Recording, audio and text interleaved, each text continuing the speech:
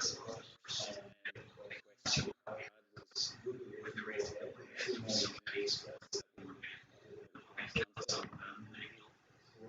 like football and rugby and that stuff. So it was a real concern first of all, could we race? And thankfully the season was rescheduled and we started again in August. But it was just harder. So it was the biggest concern for me. It was just in state recovery. Because I knew if I was race and then took us to almost 4 weeks. So with the season I shirts are excited to go to school.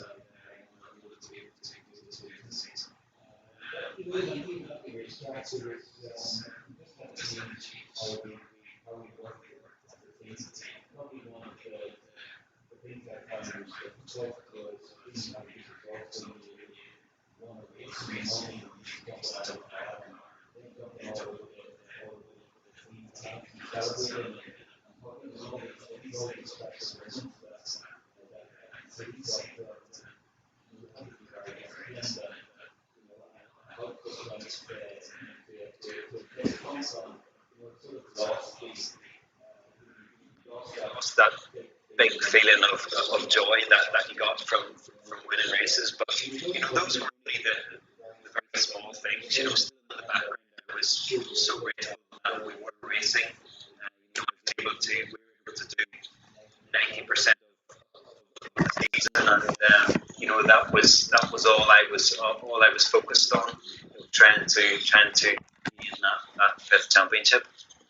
It's really difficult, isn't it? Because as a parent myself, yes, racing is your livelihood and you have to look after your kids and you have to put a roof over your head.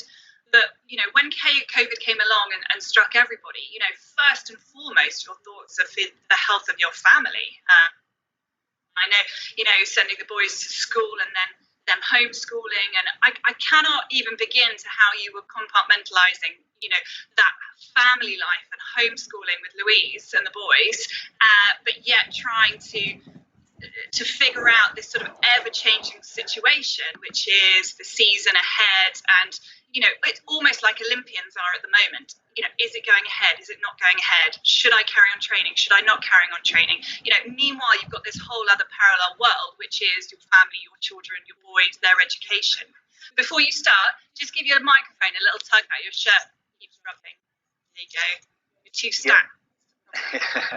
Yeah, we were fortunate in that where we live in the UK, we're sort of out in the countryside, out in the sticks. So we were, pretty much in our own bubble, right up until the point that the boys had to go back to school. So we didn't take any risks. We just kept to ourselves. We didn't even mix much with the neighbours. But looking ahead to the racing, we sort of knew that we would have to make some changes just to keep ourselves safe. So I suppose the first plan of action we did was to get a sports home, a motor home.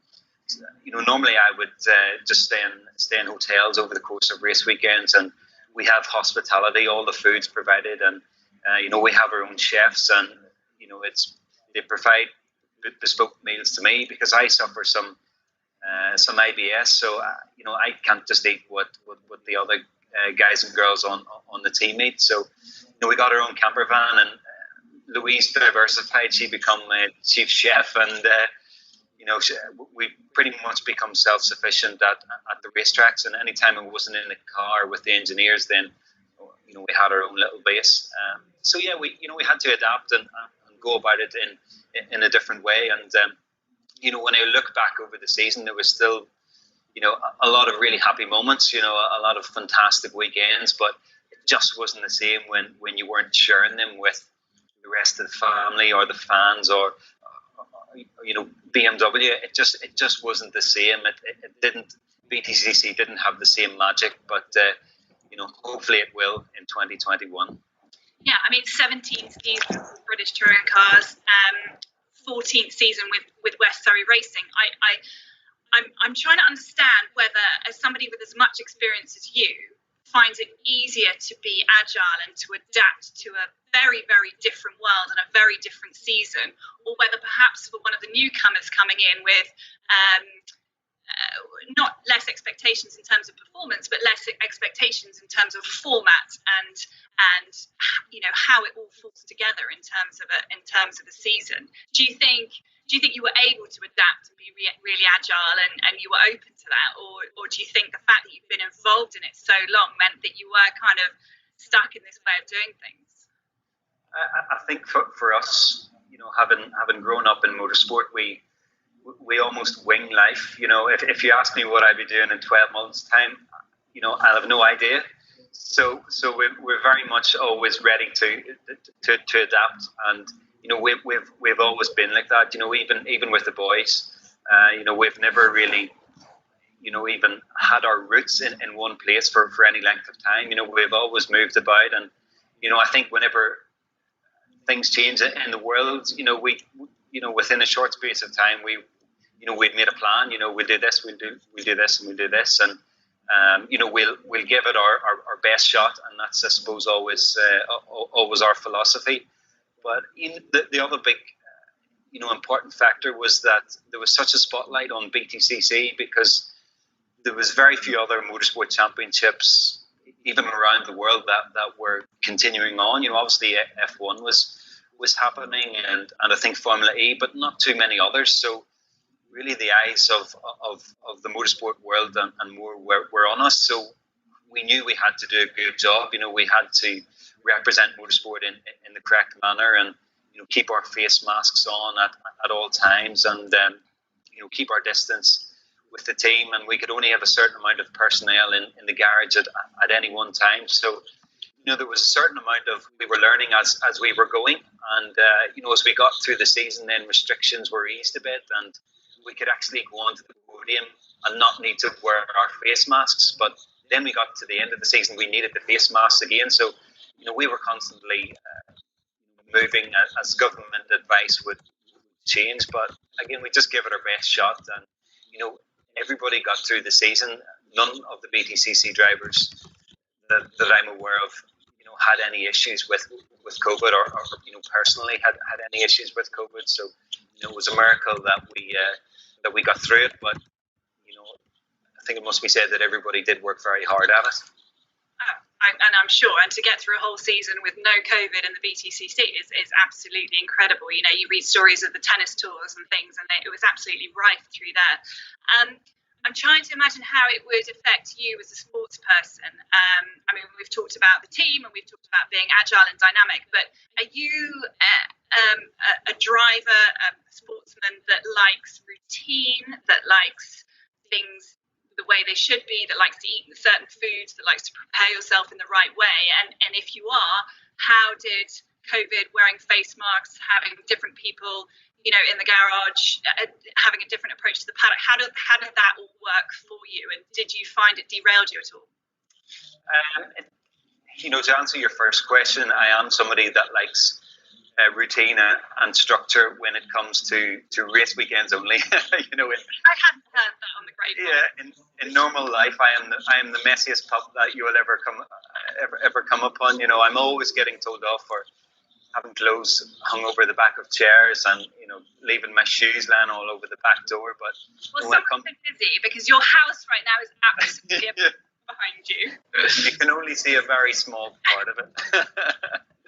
But so I like everything in its place, everything clean and tidy, and you touched on food. That's something that's really important to me. Is probably the two top things is nutrition and sleep.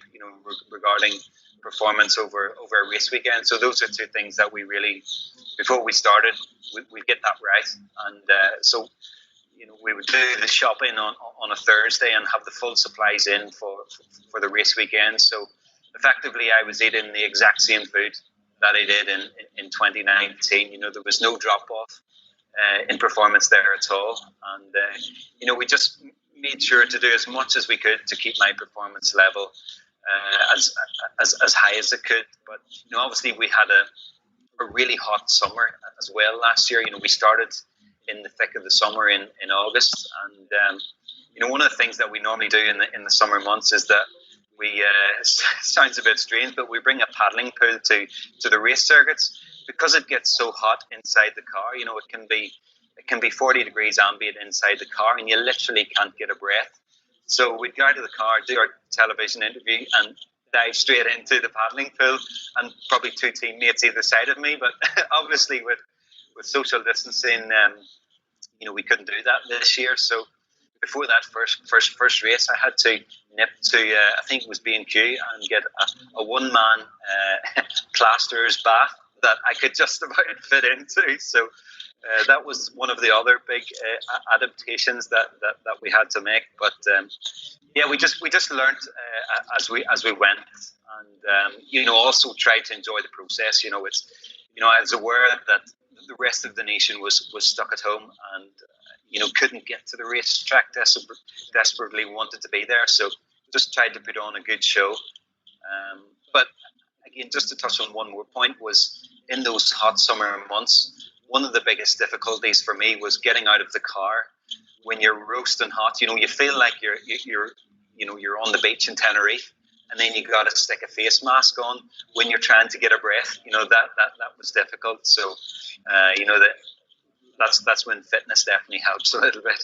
Yeah, I'm sure. I can't even imagine. Am I right in thinking that so there was one event dropped from the season last year? So you had 9 events into about 4 months, was it in the end? August, September, October, November? Yeah, 4 months. I mean, logistically, that is very, very different to previous years. You've got a reduced team because you can't have as many people there. Presumably, I mean, West Surrey Racing, they've been going, I think this year they're going to celebrate their 40th year, West Surrey Racing.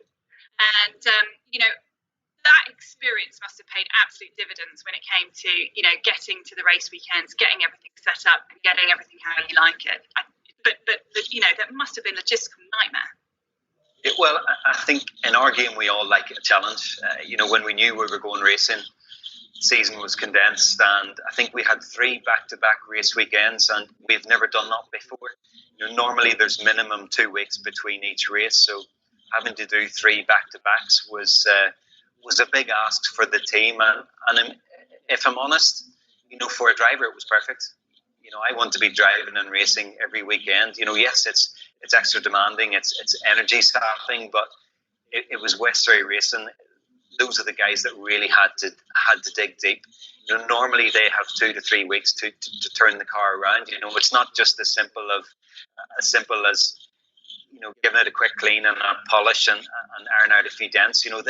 They strip the whole car down. They clean everything. They check for cracks. The engine comes out, the suspension comes off. So they would be putting big shifts in from Sunday night right through to Wednesday, and the car had to be ready almost to race again on the Thursday, because we would shake the car down on Thursday prior to the race weekend. So it was a big effort for the team, and I think it's not something that they would want to go through every year. It was a big demand on them, but also I knew that it was very important for me to get the car home and not give the team too much work to do. I couldn't go out and be reckless and bring the car home hanging together and giving them all-nighters. So, that was always in the back of my mind, give the mechanics a car that they can actually work with on Monday morning, and they didn't have to stay up all week trying to fix.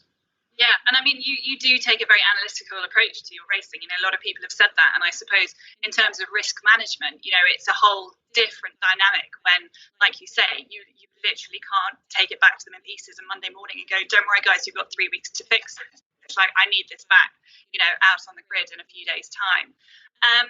We are not going to talk about COVID anymore because, let's face it, we are all done to death. But I do want to talk about the season finale. And I, as an athlete myself, as a sports person, I'm fully aware of failure, defeat, and the positive and negative spin that can put on you. You had an absolutely brutal season last year in terms of the calendar, in terms of what you had to do, in terms of changing the way you approach your racing.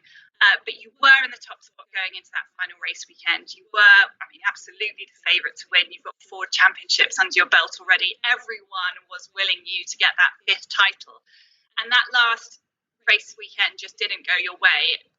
Just talk me through, on reflection, looking back at that now, how that result feels to you. Yeah, it didn't feel great on Sunday evening. We worked extremely hard all year, to try and achieve the result. And you know yourself, Hannah, when you have a goal and you dedicate yourself to that, you want to reach that point and enjoy the. For me, it's the sort of quiet satisfaction of having achieved your goal and made other people happy, made the team happy. But it just didn't work out for me on the day. I'd had an incredible season, and the race weekend before at Snetterton, I'd had one of my best weekends ever in my career. I had 2 wins and a third, and I scored over 60 points, which catapulted me back into the lead. But not making excuses, that the conditions on the day were really difficult. We're used to finishing the season early October, but this was mid-November. It was freezing cold. It was soaking wet, and just tough conditions. And BTCC is so competitive. If you don't have the car exactly where you want it, where you need it, then you're slightly off the pace. And we were only a little bit off the pace that weekend. I still had great speed. I think the middle race of the day, I finished 3rd on the road, but then was finished 4th in the end. But things were going well, but it was all defined by race 3, that very last race. And for sure, I was disappointed, but I knew inside of me that I'd give it my best shot. And again, that brings me sort of calmness and satisfaction. If I reflected and had thought, if only I had done this, if I had done that. Yes, I made a few mistakes through the season, but so does everybody. We've 30 races, we've reverse grades, we've all the success ballast.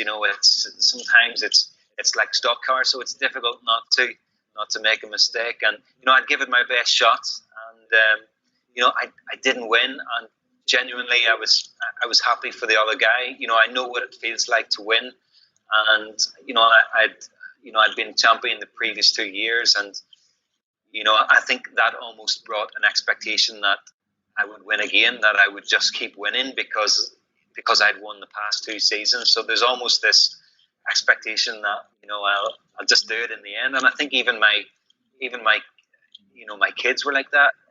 As race 3 was unfolding, and it wasn't looking so good for me. The kids kept saying to Louise, "What does Daddy have to do now to win?"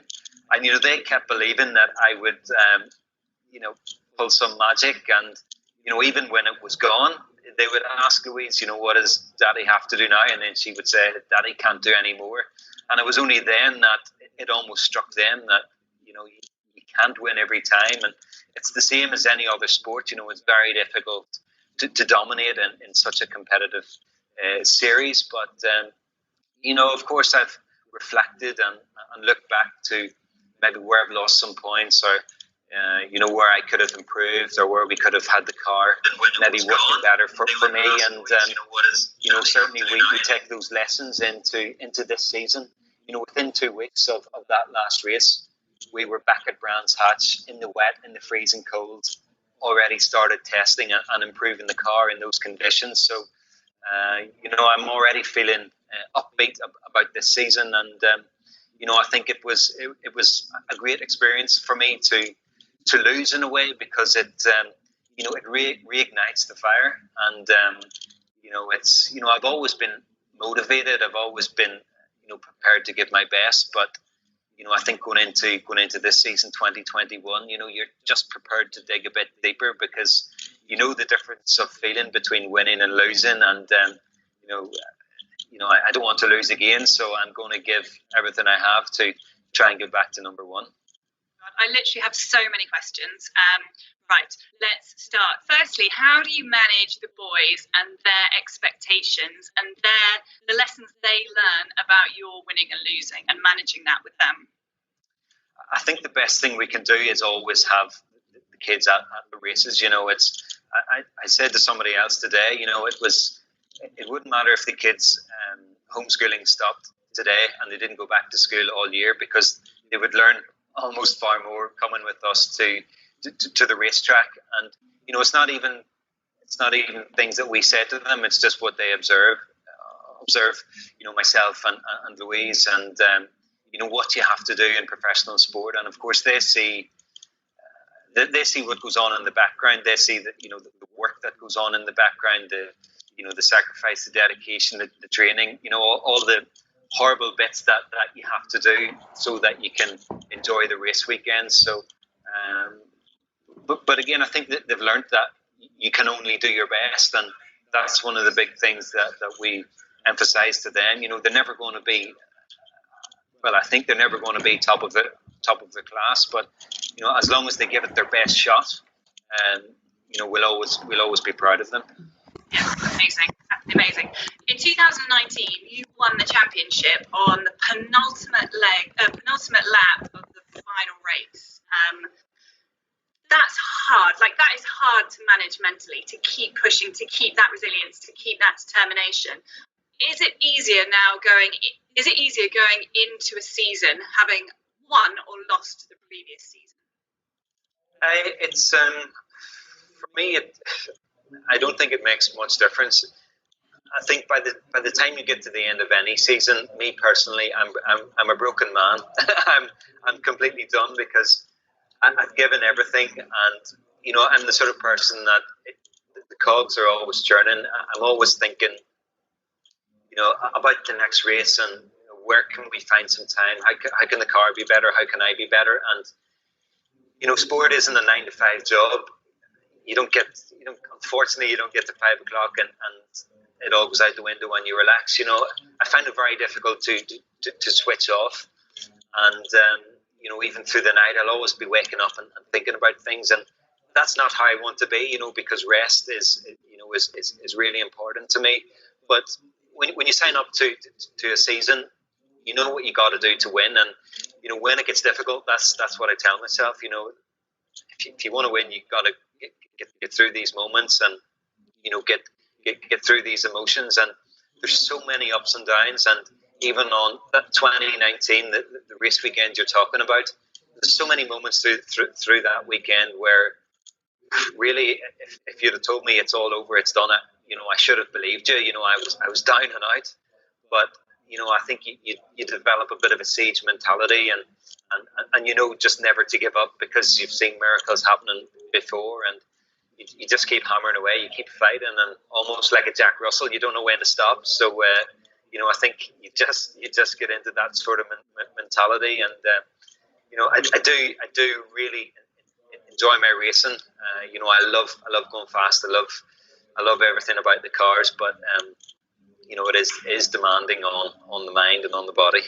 Oh, hugely. And after 14 seasons with West Surrey Racing, 17 seasons in British Touring Cars, was there a moment in that 48 hours, having lost, or not lost, but lost the top spot in the 2020 championship, that you thought, I'm done, I'm not doing another one? No. There wasn't. BTCC and motorsport is such a big part of my life, and I think for me, because I've been out of the championship before.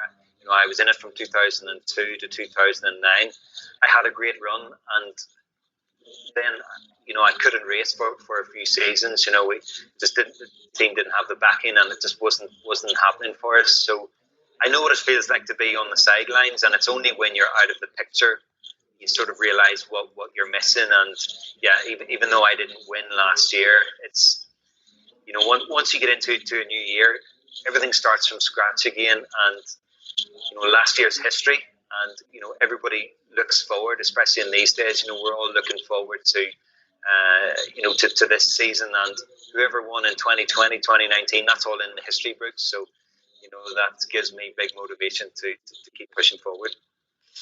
And having read a few quotes that you have said and things that people have written about you, you have talked about luck, and you've even mentioned it today.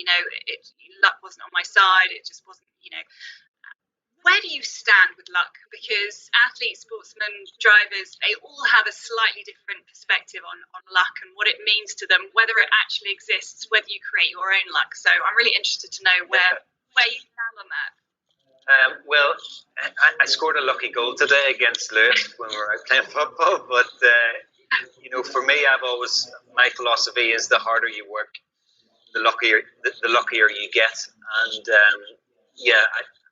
I'm not the sort of person that would rely on something fortunate or lucky happening to me, because if you're waiting on that to happen, it won't. So, it's all about the investment, the endeavour, and I think when you work hard and you don't give up, positive things happen and doors open. So there's no way around it. The only way to win in motorsport, and I think in life as well, is just by grafting hard. And I remember being at an event that Sir Jackie Stewart was speaking at, and something I'll always remember is one of the things he said, as a race team owner or somebody that was going out and trying to get sponsorship for his Formula One team, he said, whenever you think you've done enough, whenever you think you've worked hard enough, just go that extra mile, go that extra level, and that's when you know you've done enough. So it's just about pushing yourself, pushing the boundaries. And I know that my career as a race driver is going to be quite short. I'm a sports person, and I'm not going to be able to race until I'm 65. So these are my moments to shine. So why not invest all and give it my best shot? Okay, well, my phone is buzzing with questions that people have been asking. If you do want to ask Colin a question, just put your question in the comments box, which is at the right-hand side of your screen, or if you're on a tablet, maybe it's underneath, and they will come through to me and I will ask Colin. And guess what? They're mostly about this season, which we have barely touched on at all. This morning it was announced that you are continuing with West Surrey Racing, supported by BMW UK, which is fantastic news. Now, is it going to be your 17th season? Yes, 17th season. Or was last year your 17th season? I think this year will be my 17th. So, We're looking at Louise then. She is the fastest. Yeah, she's up to speed on the stats. Okay, here we go. Would Colin ever consider moving into GC racing or doing Le Mans? Asked by the North Space. Most definitely. Those are things that, for sure appeal, I think, to any driver. You ask any driver, would he like to do Le Mans? And of course, yes. But I think the time has to be right. And for me, the time is right for me to be in British touring cars. I'm in probably the best seat on the grid with BMW. I have a great team around me. And that's why you hear these big numbers, with West Surrey for 14 years. I'm reluctant to leave.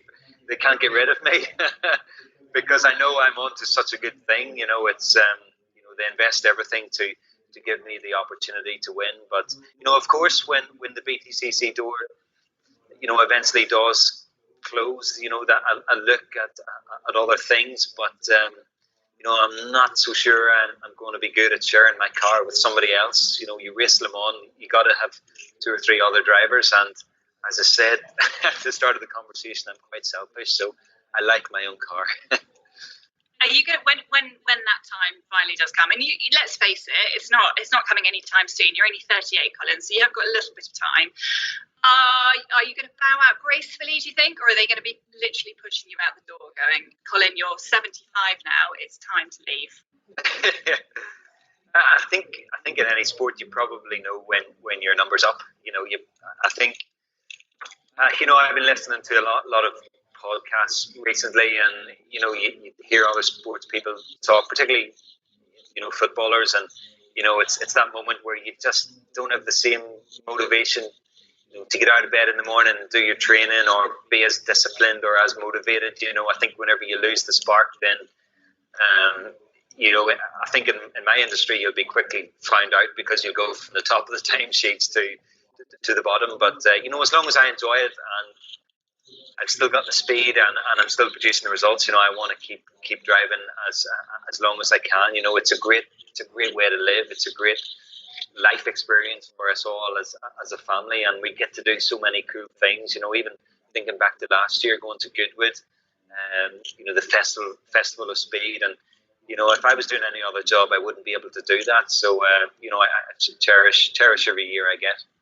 I reckon there was probably one point, Louise, last year was when she was trying to homeschool the boys, cook you a meal, living in a van, going, okay, really? Do we have to do this again? Anyway, next question. Who will Colin be keeping an eye on as his closest competitors this year? Asked by Christian. Well, I think the grade is still forming. There's a few more seats to be filled, but it's the usual contenders. I got to look back through any of the recent seasons, and it's the same guys that tend to be up near the sharp ends. Obviously Ash Sutton, who won last year, Dan Camish. There's so many top drivers in the championship now, and guys that are getting faster every season. People like Jack Hill and Tom Ingram has come close to winning the championship so many times, and I don't even know. Well, I have half an idea who my teammates are going to be. So if you look too closely at the others, I'll sleep even less. So I always try and keep looking at myself, keeping focused on my own performance. But that said, there's always a surprise package as well. There's no, the way BTCC is now, the experience, the know-how, the skill is filtered down through all the teams. So anybody has a chance to win. So that's a really interesting point that you touched on, and actually I've got it written down here in my notes. Is about the competition, and you have mentioned it to me before that you really like to focus on your own game and not really worry about too much about what everyone else is doing, which, like you say, you would never get any sleep. But it must be quite hard to kind of keep an eye on your metrics because everybody else's metrics are moving as well. So, what are your real key markers for performance other than results? It can be difficult to judge because I can go into a race weekend with an extra 60 kilos of success ballast on my car, which before I enter the race weekend, I know I'm not going to be at the top of the timesheet. So you're always aiming to be at the top, but within you have realistic expectations. But something, in the outside world, a lot of people don't see that. They just see Turkington maybe in 10th and they think, well, he's having a bad weekend. But I think internally, I know if I'm doing a good job, if I'm driving well, and if I've maximized my own performance. So I will know even within myself if I've qualified 10th, let's say, I can still be happy with that because in our sport, you're playing the long game. I know, okay, I've qualified 10th. If I try and finish 10th race 1, I'll have the weight out and I could win race 2. So it's always just trying to manage your own expectations and expecting it to be difficult. Not expecting to win every weekend, and that's why I've won championships before with only winning one race out of 30. So it's just about being consistent and scoring points, and coming away from a race weekend satisfied with a bag full of points but no trophies. So it's not easy to accept, but you have to learn to accept it. Yeah, sure. And obviously this year we've got new rule changes, so you're going to have additional success ballast. How is that going to affect things? Again, the job only gets tougher. Maximum ballast now goes from 60 to 75 kilos, and the thinking behind that is to stop a driver trying to win 2 races in one day. There was a case last year where I qualified on pole position and won the first race. Then they put an extra 60 kilos in my car, but I still won the second race. So this is your fault, basically. Yeah, so almost, they want to slow the cars down even more, to mix up the racing. And so the guys that are starting in the middle of the pack will be able to come through. And we have to put on a good show. There's so much competition on telly now. You go on to TV at night and you can watch anything, and we got to really suck the audience in. So we want to provide extremely good and entertaining racing. So yeah, it's going to be tougher next year with 75 kilos, but it's the same for everybody. And it's my thinking is my job is to make the best of a bad job. It's going to be super difficult to race with 75 kilograms in the car, but if I make a better job of it than the guy sitting next door, then I win. So again, it's just about having those realistic expectations all the time. I promised Louise I wouldn't get technical, but I do have a question leading on from that. Does that impact at all your weight? I know you're super light anyway. Are you looking at savings to be made across the car, across your own weight to compensate for that extra 15 kilos? I probably was super light pre-Christmas, but I'm not quite sure I'm at race weight at the moment, but I'm taking comfort from the fact that... to hear, so it's your Christmas gut. It's fine. Yeah. Still got 3 months to fast and burn it off, but I'm quite fortunate. I've been about 70 kilos since I've been 18, plus or minus a bit. So it's that extra 75 kilos is additional weight that goes into the car. So we're always trying to make ourselves as light as possible.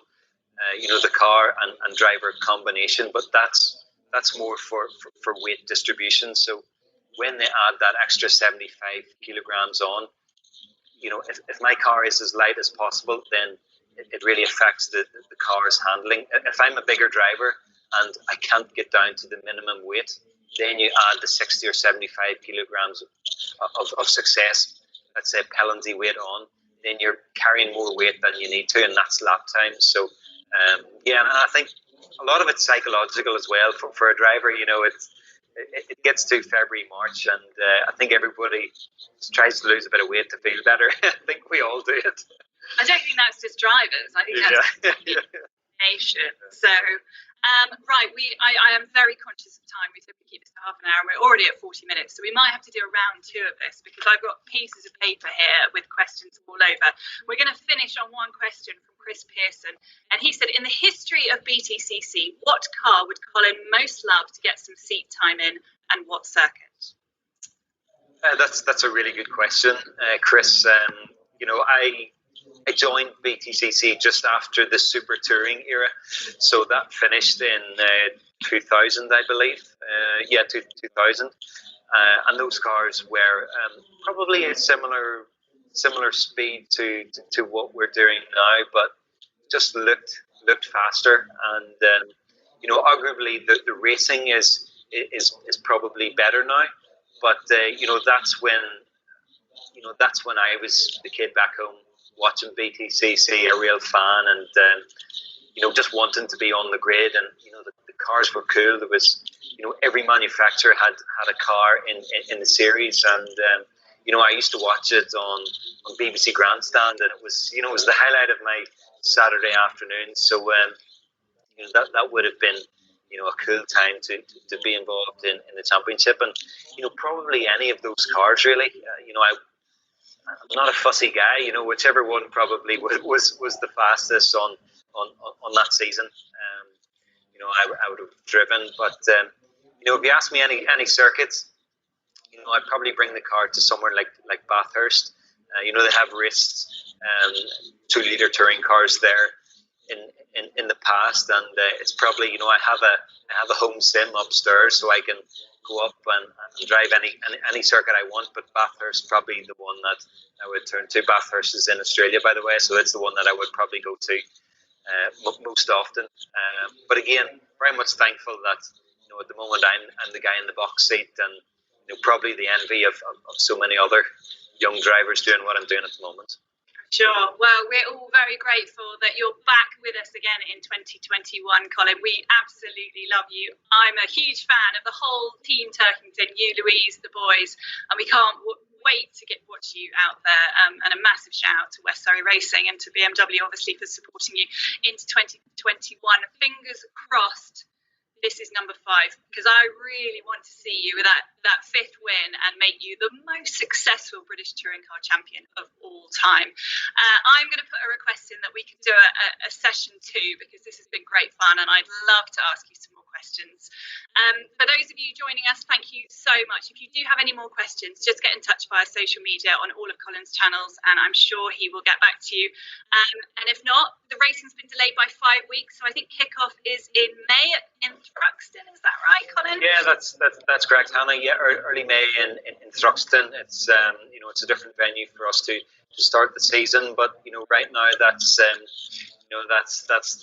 date I have in the diary, and hopefully we can get fans and guests and spectators and hopefully you to the track. I just want to thank everybody for tuning in tonight, and you miss so much seeing people at the circuit and having real life conversations. So that's one thing that I'm most looking forward to this year. So thank you, Hannah, for taking the time out to speak with me tonight. I know you have a very busy life and a busy schedule as well with 2 young babies. So I really appreciate your time. Oh God, it's been an absolute pleasure, and can't wait to see you back on the track in May. And as Autosport said, one of motorsport's absolute greatest, and you really are, Colin. Thank you very much, and best of luck this